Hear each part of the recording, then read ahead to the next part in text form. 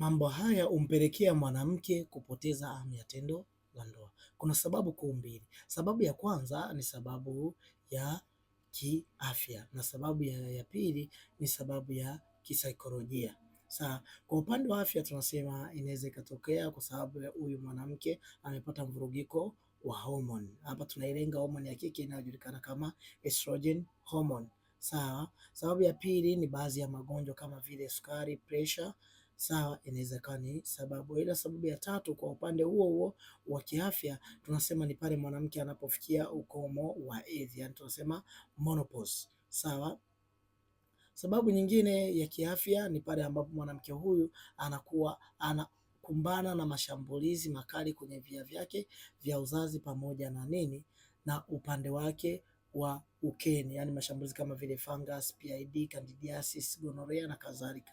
Vinaweza vikawa ndo sababu za huyu mwanamke kushindwa kupata hamu ya tendo la ndoa, ikiwa pamoja na ukavu ukeni na kadhalika.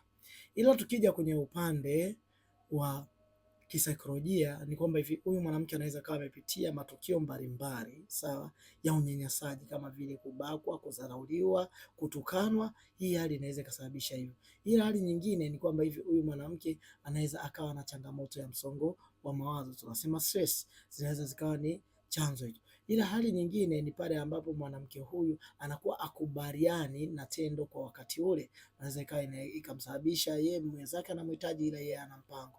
Ila hali nyingine tunasema ni ile hali ambayo huyu mwanamke anakuwa anakumbana na kitu tunachokiita yani, let's say yuko kwenye mahusiano ila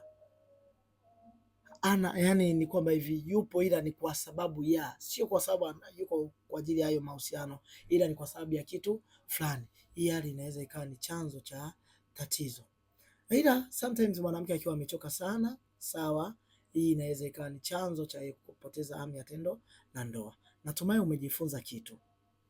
Usiache kufollow, kulike na kushare ili watu wengi waweze kupata elimu hii.